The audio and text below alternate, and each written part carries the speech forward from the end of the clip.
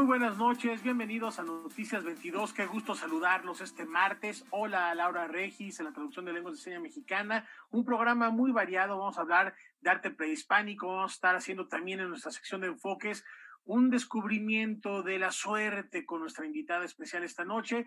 ¿Y de qué otras cosas vamos a hablar, mi estimado Weman? ¿Cómo estás? ¿Qué tal, Rafael? Muy buenas noches. ¿Cómo están, amigos de Noticias 22? Hay mucho que vamos a compartir el día de hoy, Rafael, y también nos vamos a meter en materia de cine con todo lo que ha suscitado la noticia de los fideicomisos. Más adelante les vamos a dar detalles, pero ¿qué te parece, Rafael, si nos vamos a Francia, en donde habrá una exposición muy importante? ¿Cómo ves? Con una historia que se remonta a más de 3.000 años, los Olmecas y las culturas del Golfo de México es la exposición que el Museo Quai Branly-Jacques Chirac de París abrirá el próximo 9 de octubre. Algunas de las piezas que conforman la muestra de esta cultura asentada en los estados de Veracruz y Tabasco son mostradas por primera vez fuera de su entorno.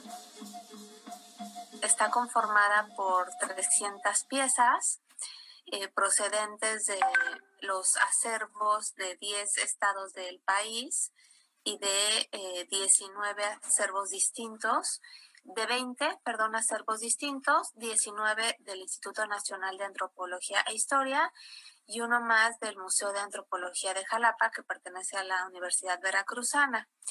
Es una exposición que deriva de otra que se presentó en el 2019 en el Museo Nacional de Antropología, titulada Golfo Mosaico Ancestral.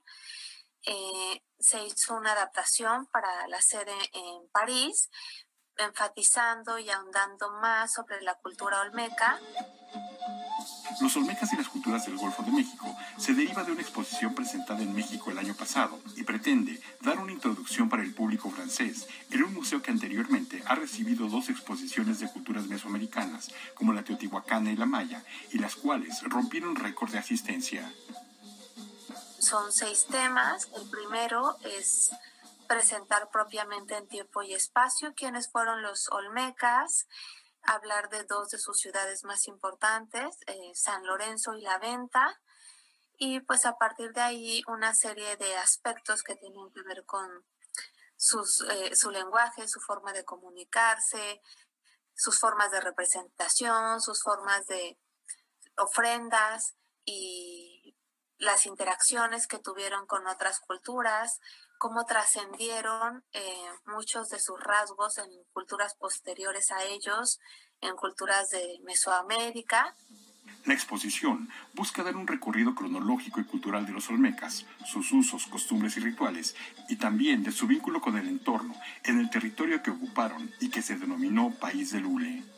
Presentan 2 de las ofrendas más antiguas que se tenga noticia de la cultura olmeca, que fueron encontradas en Veracruz, que son la ofrenda del manatí y la merced, que son, el caso del manatí, son las piezas más antiguas que están en la exposición, que es una ofrenda que a lo largo de más de 6 siglos fueron depositando hay distintos objetos, algunos, una selección nada más está en la exposición, pero los más antiguos datan del 1600 a.C. Los Olmecas y las culturas del Golfo de México abrirá el próximo 9 de octubre y permanecerá en el Museo Quai Branly-Jacques Chirac de París hasta el 25 de julio del 2021. Noticias 22, Víctor Gaspar. Además, un recinto de Quai Branly con muchos vínculos con México. Recordemos que en 2010 hubo una exposición fotográfica de Lourdes Grobet, nada más por mencionar esta estrecha relación que hay, además el gusto que tienen todos los habitantes parisinos por reconocer la tradición, el arte y la cultura de México. Enhorabuena y mucho éxito con esta exposición dedicada a los olmecas. Y en otros temas, ya lo comentaba hace un rato Wemanskin, después de que se aprobara la desaparición del Fondo de Inversión y Estímulos al Cine, el Fidecine, y el Fondo para la Producción Cinematográfica de Calidad, el FOPROCINE, la Secretaría de Cultura ha publicado en el Diario Oficial de la Federación el Programa Institucional 2020-2024 del Instituto Mexicano de Cinematografía, un documento en donde se destacan 3 objetivos prioritarios. El primero de ellos es incentivar la creación cinematográfica y audiovisual en todas las regiones del país mediante el acceso a los instrumentos de apoyo a la producción y de manera incluyente y equitativa. Así es, Rafael. También hay otros dos puntos que son interesantes. Uno es garantizar el derecho de las audiencias a lo largo del territorio nacional para acceder al cine y el audiovisual mexicanos a través de esquemas de difusión y exhibición incluyentes y de la promoción de la diversidad cultural mexicana en el extranjero. Y otro punto es fortalecer el desarrollo cinematográfico y audiovisual en las regiones y comunidades del país, con especial atención a los pueblos indígenas y afroamericanos, a las nuevas generaciones de cineastas, proyectos para niñas y niños y comunidades en situación de vulnerabilidad. Estos son, Rafael, algunos de los puntos a destacar. Para proteger y cuidar la producción cinematográfica en nuestro país, y por supuesto nosotros vamos a estar dándole muy cercano seguimiento a esta iniciativa, a esta propuesta, y por supuesto a las producciones que se vean cobijadas por la misma. Y en otros temas, 40 ediciones ya de la Feria Internacional del Libro de Oaxaca, que en este año, por la situación de la pandemia, ofrece en línea un programa muy variado que les invitamos a conocer a continuación. La Feria Internacional del Libro de Oaxaca, para su edición 40, se traslada a plataforma digital. Las actividades de la edición 2020 de la FILO ofrecerá actividades para diversos públicos a través del programa literario FILO Jóvenes, FILO Chamacos, Biblioteca FILO, Suena la FILO y programa de profesionales. Tenemos en esta edición 179 eventos entre el 17 y el 30 de octubre, en donde intentamos que cada actividad estuviera pensada para un escenario virtual, tanto en la dinámica de la conversación, la producción o el desarrollo previo de los eventos. Se consideró trasladar una presentación a una plataforma digital. El equipo pensó cada participación y el programa en su conjunto para este ámbito. Pero no solo eso. Los medios tradicionales de comunicación como la radio y la televisión serán de mucha ayuda para poder llegar a los lugares donde no hay internet, computadoras o tabletas. La FILO trabajará este año para que sus contenidos puedan acceder a más lugares incluso después de su realización. Con un presupuesto de 2 millones de pesos, que representa una reducción del 80% comparado con la edición anterior, la Feria Internacional del Libro de Oaxaca rendirá homenajes a Margot Glantz y Antonio Malpica y contará, dentro del ciclo Escrituras para reinventar el presente, charlas con la escritora y activista medioambiental Terry Tempest Williams y una lectura poética a cargo de Anne Carson. Todos los futuros posibles ofrecerá una mesa sobre cultura y espectáculos en la que participan Jorge Volpi, Marion Reimers y Lynn Feinstein, y la charla sobre los retos del periodismo actual a cargo de Alma Guillermo Prieto y Leila Guerreiro. Una programación diversa, una programación bastante grande, ¿no? Con 270 invitadas e invitados de varias partes de México, de Oaxaca y del mundo. La programación de la FILO de este año tiene como tema central el futuro. Bajo la luz de los últimos acontecimientos con los que la humanidad se ha enfrentado, esta crisis sanitaria, los problemas económicos, las derivaciones sociales. La edición de la FILO también contará con la participación de la UNAM, el Fondo de Cultura Económica y la Fundación SM, en donde profesionales de la promoción de la lectura y la edición también se darán cita. Por otro lado, la participación de las editoriales también se dará de manera virtual. Hemos diseñado un marketplace, habilitado un marketplace o mercado virtual con un número de espacios para expositores de perfil editorial y librero. Esto será únicamente para la estructura de libros físicos y vamos a utilizar la estructura web y operativa de la proveedora escolar. De las cuales son 26 editoriales independientes, 5 editoriales oaxaqueñas, 5 editoriales institucionales, es decir, Fondo de Cultura Económica, el Colegio Nacional, Libros UNAM, la Universidad Autónoma de Nuevo León y la Universidad Autónoma Benito Juárez de Oaxaca. 3 grandes grupos editoriales que tienen presencia con diferentes sellos y la RELI y otra librería local. La programación completa de la 40 edición de la Feria Internacional del Libro de Oaxaca está disponible en su sitio electrónico. Noticias 22, Víctor Gaspar. Enhorabuena por la Feria del Libro de Oaxaca, que pese a la adversidad mantiene su dinámica y un programa muy, muy, muy variado, en donde también hay que mencionarlo por lo importante que es, tienen una presencia también fundamental las editoriales independientes. Y vamos a continuar con más actividades en línea que tienen que ver con literatura. Este año el Festival Internacional de Escritores y Literatura de San Miguel de Allende va a llegar hasta nuestras casas con talleres intensivos y conferencias, como he dicho, a través del Internet.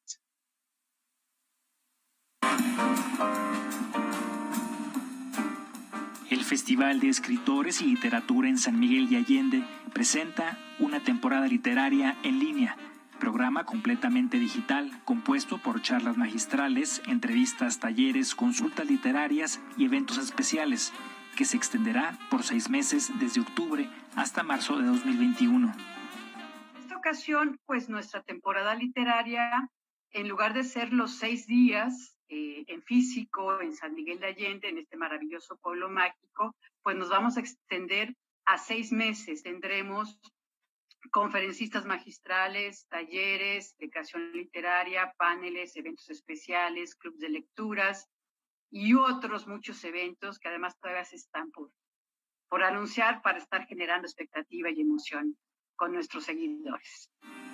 El festival, que reúne escritores de América del Norte, presentará destacadas figuras de la literatura como la canadiense Margaret Atwood, autora de la multipremiada novela The Handmaid's Tale, la estadounidense Diana Gabaldon, autora de Outlander, la escritora chilena con nacionalidad estadounidense Isabel Allende y el bestseller mexicano Yuri Herrera, entre otros.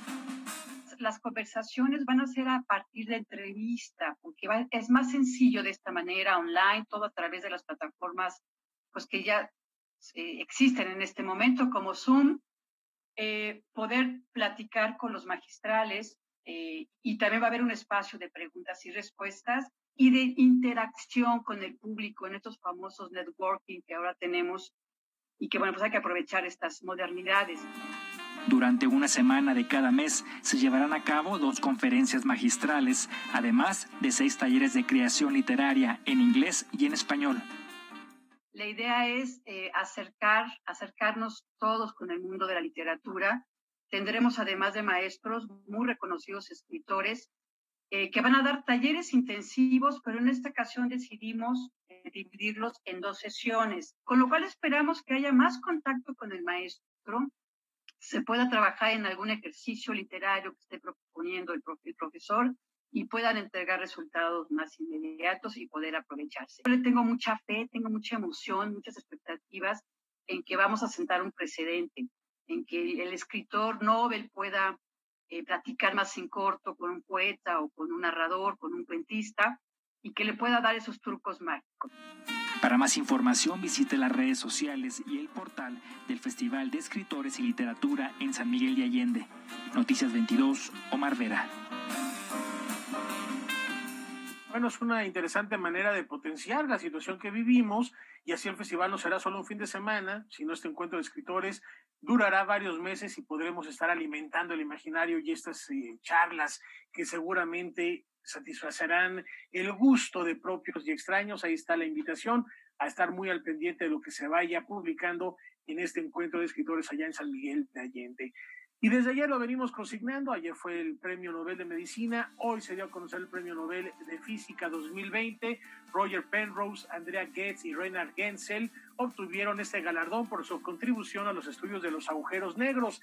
El astrofísico Reinhard Genzel y la astrónoma estadounidense Andrea Ghez comparten la mitad del premio por descubrir un objeto compacto supermasivo en el centro de nuestra galaxia, y por su parte el físico y matemático británico Roger Penrose se lleva la otra mitad del galardón por descubrir que la formación de agujeros negros es una sólida predicción de la teoría general de la relatividad. Un gran hallazgo sin duda que no nos deja de sorprender la inmensidad del universo. Y hay una propuesta, mi estimado Weman, para entender de qué se trata y de qué estamos hablando cuando hablamos de agujeros negros. Bueno, es que es maravilloso cuando estamos escuchando todo esto, Rafael, la importancia de las investigaciones de estos personajes, porque el mismo Penrose ha dicho en algún momento que el Big Bang no es el origen del universo, lo que significaría que estaríamos frente a una forma distinta de entender el origen de todo lo que conocemos y damos por hecho. Este mismo científico que ha sido citado en la teoría del Big Bang Show también aparece en otro importante programa de televisión, y es a lo que te referías, Rafael. Los invitamos a que no se pierdan la transmisión especial de La Oveja Eléctrica en donde va a estar Roger Penrose. El capítulo se llama Penrose, Escher y Bach, Geometrías Imposibles. Nuestro buen amigo y admirado Pepe Gordon entrevista al nuevo premio Nobel de Física Roger Penrose. La cita, la invitación es a las 9:30 de la noche a través de la pantalla de Canal 22. Con esta invitación nos dejamos para que empiecen a hacer la cena, terminando Noticias 22, coman algo y se queden a ver a Pepe Gordon.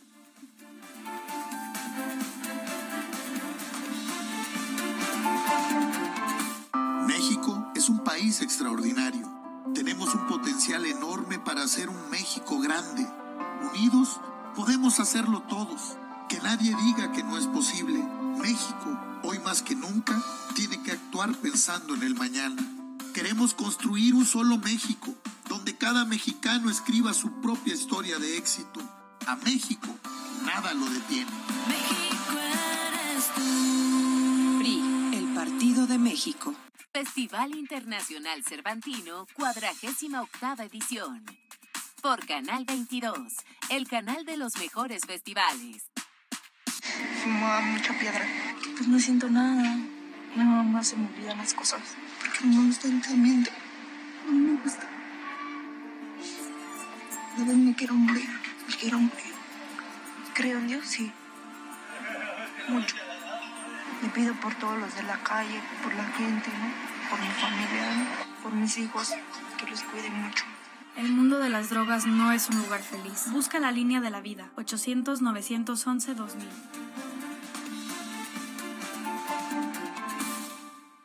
Continúa la reapertura de recintos culturales en la Ciudad de México. La Galería Enrique Guerrero regresa con 2 exposiciones que no se pueden perder. Tras meses de cierre y varios intentos por retomar actividades, la Galería Enrique Guerrero inaugura 2 muestras artísticas que dialogan en su origen. En la exposición Hiperpsicorrealismo Rupestre, el artista colombiano Ricardo Muñoz Izquierdo plasma a través del surrealismo e imágenes en movimiento una narrativa anecdótica llena de simbolismo metafórico.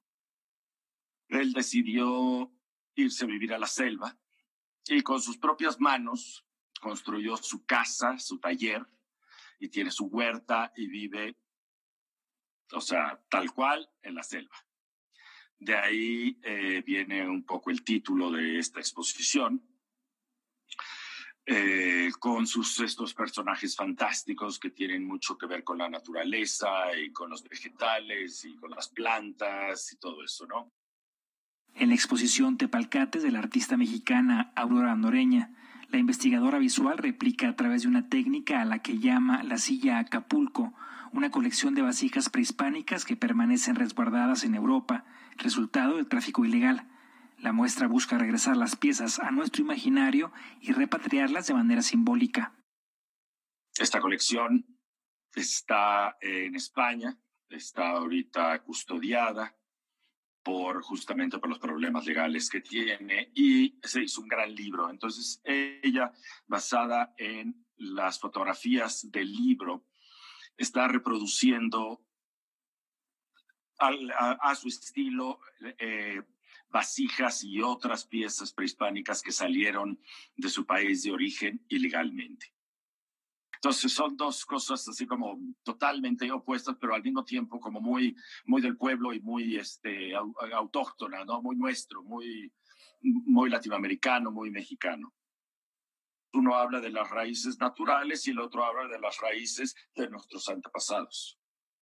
Debido a la situación sanitaria y como medida de prevención, las exposiciones solo podrán ser visitadas con previa cita y con las medidas y protocolos de seguridad establecidos por las autoridades sanitarias. Para mayor información, visite el portal de Galería Enrique Guerrero. Noticias 22, Omar Vera.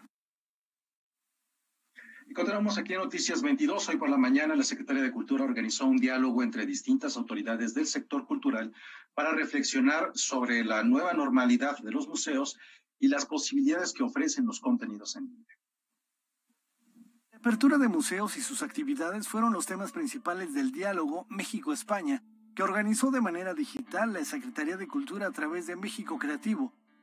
Hemos tenido que transitar de una forma forzosa y acelerada hacia lo digital, y lo cierto y lo que hemos visto en este debate que hemos estado manteniendo es que lo digital, lo virtual, ha venido para quedarse. Creo que era un espacio que no estaba suficientemente explorado y que la pandemia nos dio la oportunidad de explorar un poco más esos otros espacios más allá de los muros de los museos. O sea, el tránsito hacia lo digital también es una manera de sobrevivencia de los museos. Es decir, no es nada más como estar conectados con las audiencias, sino sobrevivir en términos de su función social. No podemos reproducir de una forma digital lo que hasta entonces estábamos poniendo en nuestras paredes del centro cultural, sino que debemos de iniciar la reflexión y la creación desde un entorno digital al 100%. Sí vamos a enfrentar justamente una reflexión bastante a fondo sobre qué significa estar juntos, lo que tú planteas desde el inicio, el tema del espacio público, y también sobre qué otras posibilidades van a abrirse, no nada más desde el ámbito de lo digital. Vendrán muchas maneras de romper un poquito esas barreras de lo que debe suceder en el espacio museal, en ese sentido, o sea, de esas reglas que decía de la legislación del museo, ¿no? Y en el museo no solamente se debate cómo acercamos el arte, cómo establecemos o reflexionamos sobre el aseo social, la función del museo, sino también hay debates intelectuales importantes que albergar en los museos y que no solamente pasan por la relación con el público. Yo siento que el exceso de esa digitalidad, sobre todo a través de las redes sociales también, ¿no? Y la idea de que casi toda la comunicación sucede de forma digital, donde uno tiene la libertad de decir lo que opina, lo que piensa, limita la acción, contra la acción. Entonces yo pensaba también en otro aspecto que creo que va a ser interesante, vamos a ver cómo se desarrolla el lugar que va a jugar el espacio público, digamos, como los espacios exteriores, en la medida en que son considerados también espacios seguros, ¿no? Es decir, espacios al aire libre. Entonces ya hay algunos museos haciendo proyectos de este tipo. Y yo creo que el espacio del museo sí se va a transformar de alguna manera. O sea, es imposible que regresemos a lo mismo. O sea, la profundidad de la crisis económica se va a ver en los próximos 5 años y eso va a impactar directamente a las actividades y a las capacidades. Pero en lugar de verlo como una merma, yo creo que pues sí es una oportunidad de replantear cómo trabajamos y cuáles son nuestras prioridades. Pero no hay pandemia que dure 100 años y yo espero que dentro de 2 años podamos recuperar formatos físicos, híbridos y digitales y seguir trabajando en una globalización sana. A todos, ha sido un verdadero... Noticias 22, Óscar Cortés. Gracias, igualmente, hasta luego, chao. Y en otros temas les platicamos que en 1921 surge el movimiento mexicano, el estridentismo, una corriente a la que se sumaron toda clase de artistas como poetas, dramaturgos, pintores, fotógrafos, entre muchos otros, todo con el fin de constituir una sociedad que diera cuenta de la constante transformación del mundo. A pocos meses de cumplir 100 años de historia, la editorial Alias lanza 3 obras para analizar las posturas, las contradicciones y todo lo que encierra este movimiento. Nivada presenta. Ante la conmemoración por el centenario del surgimiento del movimiento estridentista en 1921, la editorial Alias rescata 3 libros centrales de esta corriente, surgida en la Ciudad de México: Andamios Interiores, La Señorita Etcétera y El Manifiesto Estridentista. En el caso de Andamios Interiores y La Señorita Etcétera, se trata de obras fundacionales, ¿no? Andamios Interiores fue publicado por la editorial Cultura en 1922. Y es considerada la primera obra poética del estudiantismo, si no es que la primera obra del estudiantismo. Y por su parte, La Señorita Etcétera es una de las principales representantes de la prosa vanguardista en Latinoamérica y es publicada en el mismo año en un soporte que fue muy importante también para la generación, que era la novela semanal del Universal Ilustrado, ¿no? Por último, el movimiento estudiantista de Germán Listarzubide, que publicó ya hacia el final del movimiento, hacia 1926, y es una especie de retrospectiva muy anecdótica que recoge las experiencias, el entusiasmo y las controversias del movimiento desde la narración personal de Germán Listarzubide. El movimiento, en cierta medida, también se constituyó como una alternativa al discurso de la construcción nacional en las artes. busca como encontrar el individuo dentro de toda esta mare magnum que venía de influencias y de una crisis de país, ¿no? Entonces surgen voces que son muy elocuentes, muy espontáneas y con preceptos así muy entrañables como país, ¿no? Como valorar el mole de guajolote, que es que quizá la frase más conocida, ¿no? Viva el mole de guajolote en su manifiesto. Los estudiantistas tenían un proyecto, digamos, de reforma social, ¿no? Un proyecto post-revolucionario que buscaba justamente refrescar esta única vía de identidad nacional que tenía, pues, no sé, como la herencia del proyecto vasconcelista. Y pues buscaban precisamente la generación de una estética propia a partir de la vinculación entre diferentes formas de expresión artística. No obstante, esta congregación multidisciplinaria de artistas, poetas, ensayistas, grabadores, músicos y pintores terminó también por ser un elemento que minaría su cohesión.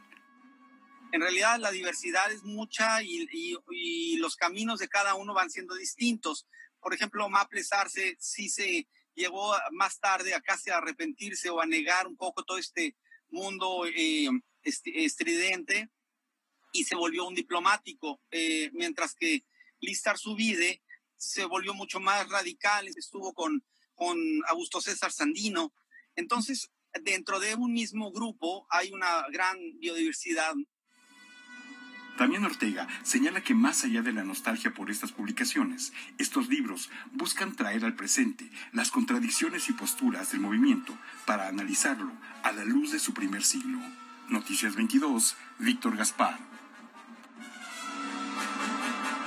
Bien, es momento de hacer una pausa, antes una invitación. Terminando Noticias 22, quédese en esta señal con Debate 22 en esta noche. Gaby Tlaseca, a las 9 de la noche, va a conversar con el representante de la Organización Panamericana de la Salud y la Organización Mundial de la Salud en México, Cristian Morales Furiman, sobre el acuerdo COVAX. ¿En qué consiste y para qué sirve? Descúbralo terminando Noticias 22. Una pausa, volvemos con más.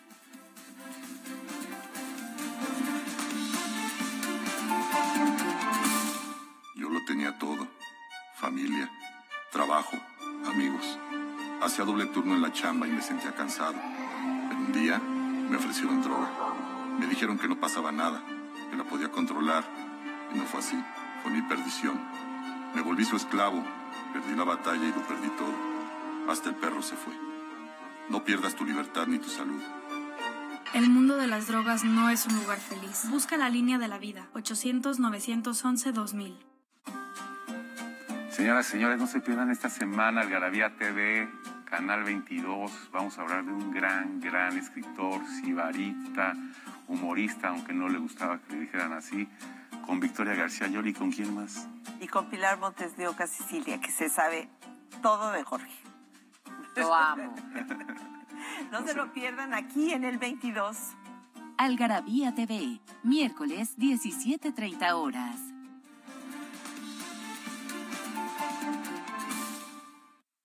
El Fondo de Cultura Económica regresa a Nezahualcóyotl con la iniciativa Barrio a Barrio Neza Lea Diario.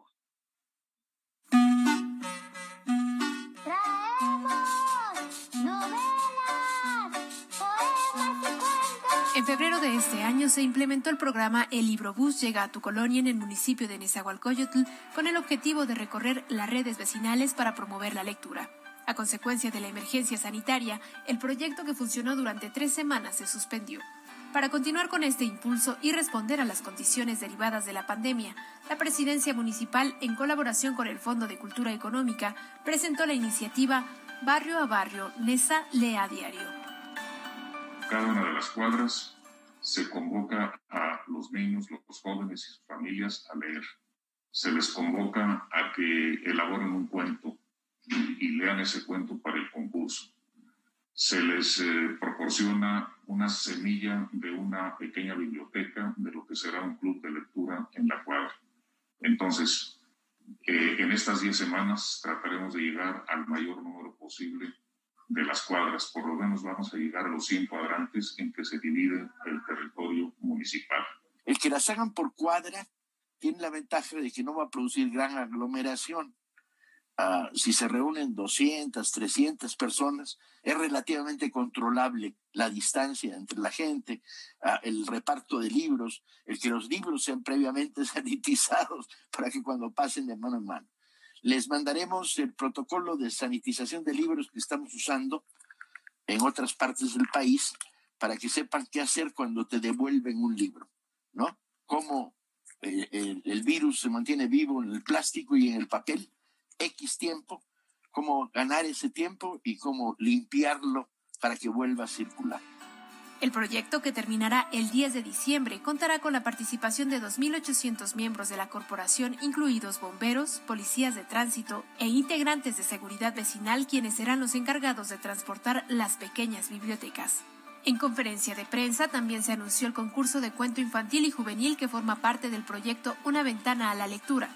La invitación es a las familias de Nezahualcóyotl para que escriban un relato, graben un video con él y lo envíen al correo librobusvirtual@gmail.com. Los cuentos pues deberán ser cuentos inéditos de creación del participante o las familias participantes. Cada cuento será representado por una persona menor de 12 años, integrante de la familia. Se premiará el primero, segundo y tercer lugar con paquetes de libros. Estos serán principalmente del Fondo de Cultura Económica. Durante la presentación, el titular del Fondo de Cultura Económica, Paco Ignacio Taibo II, informó que como parte del programa 21 para el 21 ya se editan 21 libros de literatura e historia que formarán parte de la colección de 2.100.000 ejemplares que será distribuida de manera gratuita el próximo año en la conmemoración de la Constitución de Independencia del país. Noticias 22, Karen Rivera.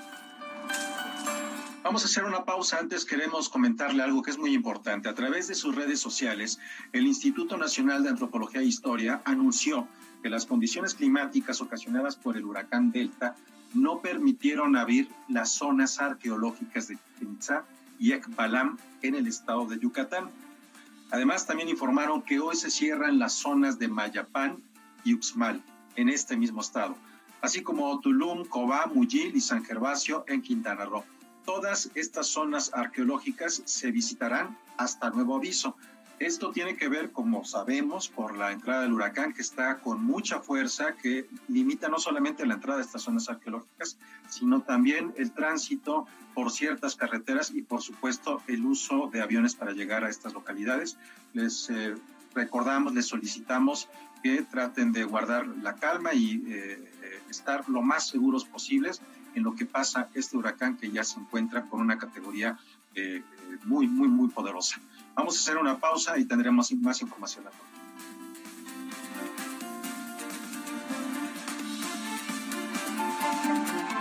Los padres de la escritora inglesa Mary Shelley fueron intelectuales que cuestionaron el modelo social y político de la época. Así, la vida de Mary estuvo marcada por el rechazo de la sociedad conservadora y varias muertes cercanas que determinaron el tono de su obra, el cual sublimó al escribir su novela Frankenstein o El moderno Prometeo a los 21 años. Esas sombras que se rodeaban en torno a mi imaginación me hicieron reconocer la oculta belleza de los monstruos. Mary Shelley en Relatos de Mujeres. Series estelares. Estreno martes 22 horas. Soy Gaby Tlaseca y los espero en punto de las 9 el día de hoy en esta mesa de martes de Debate 22. Ante la pandemia que está viviendo el mundo por COVID-19, la Organización Mundial de la Salud ha hecho evidente que para poner fin a esta crisis sanitaria global es necesario contar con las vacunas contra el COVID. Pero no solo eso, también es necesario asegurarse de que todas las personas en el mundo tengan acceso a ellas a través de un mecanismo que garantice el rápido acceso justo y equitativo para todas las personas por igual en cada rincón del mundo. Ante esta necesidad surge el gran acuerdo COVAX del que platicaremos el día de hoy con Cristian Morales Furimán, quien es representante de la Organización Panamericana de la Salud y la Organización Mundial de la Salud en nuestro país. Los espero en punto de las 9 solo por Canal 22. Hoy, 21 horas.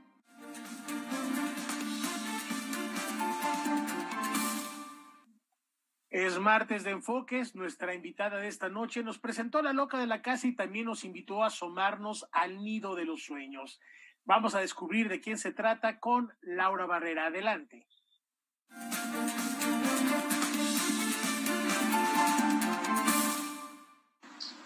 Un hombre de edad madura, exitoso en su profesión, atractivo, se dirige a un compromiso profesional en un tren cuyo trayecto es Madrid-Málaga.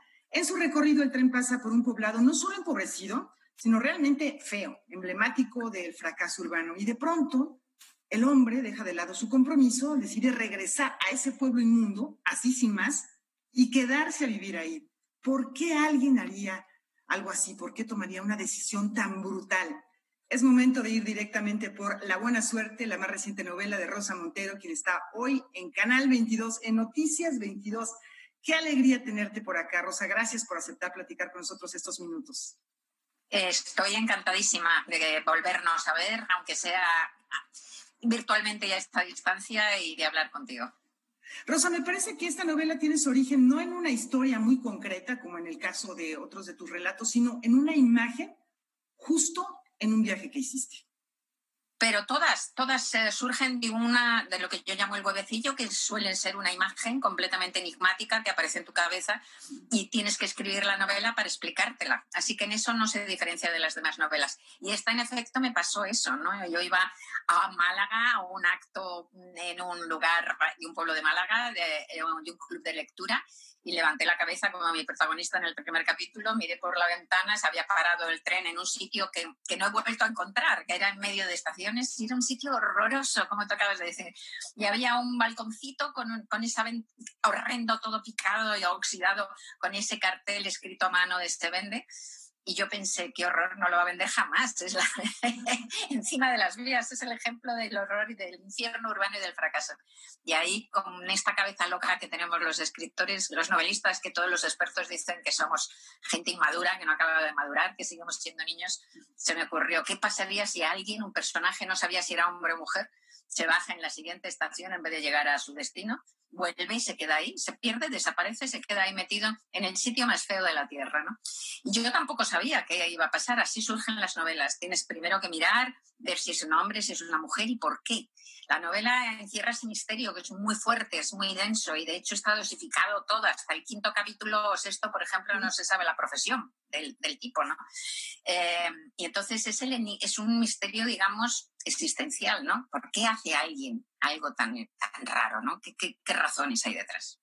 Bueno, qué bien dices, es un misterio y un enigma. Y en otras novelas tú has abordado el género con maestría del suspense. Desde luego está la serie de la detective Bruna Hosky, Lágrimas en la lluvia, El peso del corazón, Los tiempos del odio. Bueno, esta trilogía, que no sé si es una trilogía o va a seguir creciendo, pero que hay este ingrediente del suspense que yo creo que a ti te gusta mucho también, ¿no? Y aquí lo tenemos. Sí, bueno, pero porque yo veo la vida así, es decir, siempre en la vida hay siempre algo que es un poco como casi una amenaza latente. Será porque yo tiendo a ser, yo no soy nada depresiva, tengo muchísima suerte, tengo una sopa química estupenda que me predispone a la alegría, ¿no?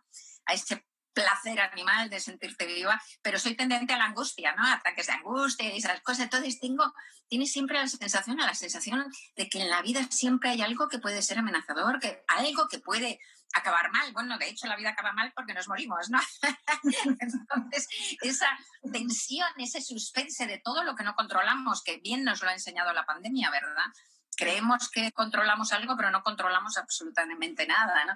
Entonces, esta amenaza latente que es la vida, en realidad, pues me gusta traducirla. Soy muy consciente de ella y me gusta traducirla a esa tensión y ese suspense en las novelas.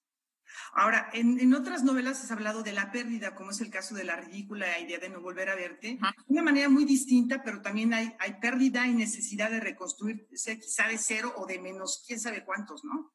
Sí, claro, cuando se baja este hombre y se va allí, pues tú dices, está huyendo de algo, está huyendo de alguien, de sí mismo, ¿por qué se queda? No podemos decirlo, porque efectivamente estropearíamos el enigma, pero sí que en realidad lo que le ha pasado a este hombre es algo más grande todavía que escapar de algo, que también puede que sea verdad, pero lo que le ha pasado es que ha sido herido por el rayo de la destrucción. Digamos que ha tenido un pequeño apocalipsis en su vida, ¿no? Y entonces, un enorme apocalipsis, pequeño porque se refiere a una sola vida, me refiero, ¿no?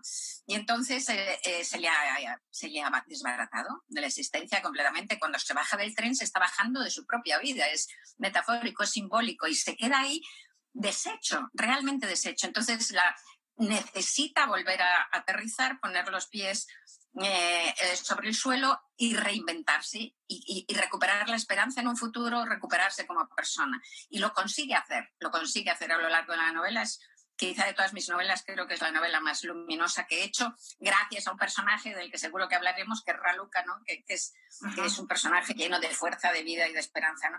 Pero fíjate que lo curioso es que eso que le está pasando a este personaje, que ese apocalipsis personal y esa necesidad de reinventarse, es un poco lo que es la pandemia. Yo terminé esta novela, la empecé, se me ocurrió ese viaje de tren, lo hice el 29 de abril del 2017. Wow. Y terminé el borrador de trabajo, que es mucho más que el primer borrador, ya solo falta una revisión final, ¿no? Lo terminé a principios de enero, cuando ni siquiera había habido casos en Wuhan, o sea, no sabía nada de la pandemia y sin embargo tiene como, por esa cosa de la magia de la literatura, como resonancias con lo que vivimos, ¿no? Es curioso, a veces hay unas coincidencias que parecen brujería. Bueno, justamente sin delatar la trama de la novela, hay algunas frases que a mí me resonaron mucho concretamente con acontecimientos, con situaciones actuales. En un momento dado, la narradora o el narrador dice sobre el protagonista, dice, es una ausencia completa de destino, es como andar sin huesos, refiriéndose al personaje. Y yo siento que ahora estamos un poco perdidos y... Totalmente. Las metáforas que hay del hombre que no está viendo su vida, que la vida está pasando, pero él está metido en su teléfono celular y está así como sin huesos, estamos reblandecidos, separados del mundo. No, es que tiene una resonancia esta novela con la realidad que vivimos increíble, que ha sido completamente casual, pero que hay ecos en todas partes y hasta ecos en lo formal, que es increíble, porque el hombre en realidad se confina, se mete en esa casa y se confina, ¿no? O sea, que esto se me ocurrió hace 3 años, ¿no? Y no solo eso, como me decía una grandísima periodista de la radio aquí de España, me decía, sí, pero no solo se confina, además es que usa todo el rato toallitas desinfectantes. Para limpiar, que es algo que traemos tiempo en la bolsa. Es verdad, casualidad, o sea, casualidad. Y también ese fondo, que es lo importante, ¿no? Y como te digo, es un hombre herido por un apocalipsis y que tiene que reconstruirse. Es lo que nos está pasando a todos. Y la conciencia de la incertidumbre de la vida, ¿no? Antes de la novela he puesto una cita de Lorenzo de Médicis, un señor del Renacimiento italiano, como bien sabes, de Florencia, y dice, quien quiera estar contento, que lo esté. El mañana es incierto. Bueno, esto es es un poema de él, ¿no? Pero son frases que han sido ciertas toda la vida, pero ahora cómo resuenan, ¿no? Porque ahora sabemos más que nunca que el mañana es incierto, ¿no? Y que si queremos estar contentos, mejor lo debemos estar ya hoy mismo, ahora mismo, ¿no? Bueno, a ese respecto hay otra frase que dice... Un acuerdo con la vida, un acuerdo con uno mismo es el único éxito al que podemos aspirar. O sea, estamos hablando del hoy, otra vez, del presente. Sí, pues fíjate que es que quizá, en realidad, lo que ha hecho la pandemia simplemente es enfrentarnos cara a cara a todos los grandes retos de la existencia. Lo que pasa es que cuando vivíamos antes de la pandemia, la vida esa aturullada que llevábamos tan fuera de nosotros, ¿no? De acá para allá, corriendo, y en los momentitos en donde a lo mejor podíamos reflexionar pegándonos al smartphone para no pensar, para no encontrarnos con nosotros mismos, ¿no? Pues entonces la pandemia, todo eso estaba antes también. Yo todo eso ya era de lo que estaba escribiendo en los últimos 3 años. Todo eso está, como escribía Lorenzo de Médicis hace 500 años, ¿no? Ya está. Pero nos las estábamos apañando para olvidarnos, para aturdirnos, para cerrar los ojos a eso que es la verdad de la vida, la verdad de la existencia, ¿no? Entonces, a lo mejor la pandemia nos puede proporcionar el espacio a golpes, porque verdaderamente está siendo un trauma brutal para todo el mundo, ¿no? Para todo el planeta, quiero decir.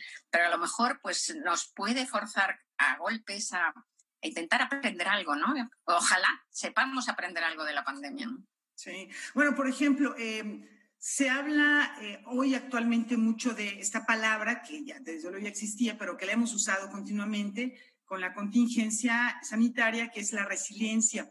Y bueno, el ser humano enseguida cría hábitos, somos animales de costumbres. También hay una forma de adaptarnos a las circunstancias, por terribles que sean. En un sitio puede ser horrible y podemos vivir ahí, podemos dormir ahí, podemos quedarnos en un pequeño cuartito.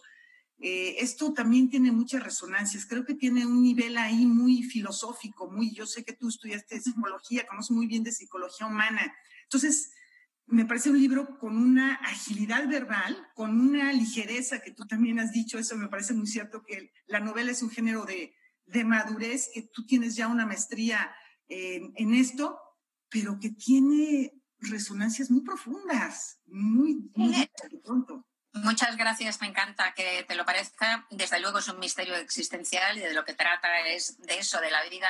Mira, yo toda mi vida he estado intentando escribir en las novelas, intentando profundizar justamente en eso, en ese filo, en ese cráter de la vida, ¿no? Llegar a la lava de lo que somos, tocar un poco, ¿no? Esa sustancia que está ahí abajo y que desnuda de todo, pues nos puede hacer entendernos y entender el mundo, ¿no?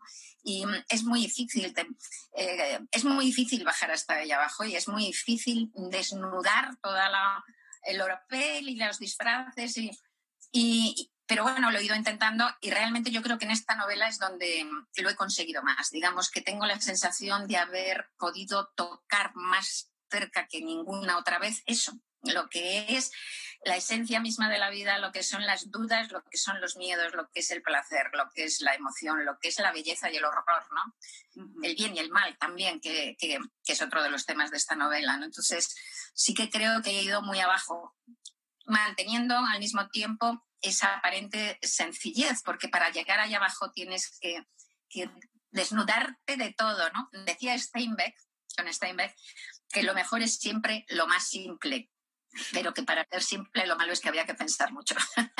pues eso, sí. Para llegar a eso hay mucho trabajo, hay mucha reflexión. Bueno, desafortunadamente no tenemos todo el tiempo para hablar de una cantidad de temas, pero está ahí, por ejemplo, el tema del consumo, el paraíso del consumo en Pozo Negro. Hay un supermercado, como en todos lados, que es una especie de Disneylandia también, ¿no? Está la parte luminosa que mencionabas, ¿no? De Raluca, que es una parte luminosa. Está el tema que también golpea de Regina, la socia de Pablo Hernando, que es una mujer madura, con dinero, con poder, pero lo cual dificulta absolutamente su vida amorosa, ¿no? Exacto, sí, efectivamente. Y luego está sobre todo Raluca, que para mí ha sido una sorpresa, que es la coprotagonista, pero que al principio era un personaje mucho más pequeño y que de repente entró y se comió la novela y trajo hasta el título, porque antes la novela se llamaba El silencio, y llegó Raluca como un elefante al trote y nos arrebató a todos. A mí me enamoró a los personajes y les salva con esa fuerza vital que tiene, con esa alegría, esa esperanza, esa manera de luchar, y nos dice además, enseña a todos que la buena suerte es desear tener buena suerte, ser capaz de narrarte la vida de otro modo, ser capaz de ver la vida de otro modo. Bueno, Raluca, con esa sonrisa que parece quizá de otra época, con esos dientecillos un poco torcidos y luminosos. Rosa, me parece que, dime si me equivoco, se cumplen nada menos que 50 años de que empezaste a trabajar como periodista. Exacto, figúrate. En Alicante. ¿Es correcto? ¿Estás celebrando? Esto es un tipo de festejo, de celebración, porque es una parte tuya que amamos, que adoramos, y que, gracias. Y que no podemos... Empecé en Alicante cuando estaba en primero de carrera, pues pedí prácticas y me las dieron, empecé y efectivamente este verano, es decir, este junio del mes pasado, junio pasado se cumple 50 años. ¡Qué horror! ¡Qué horror! 50 años de profesión, sí. Y hace 41 años que publiqué mi primera novela. O sea que soy muy mayor, chica. Ya.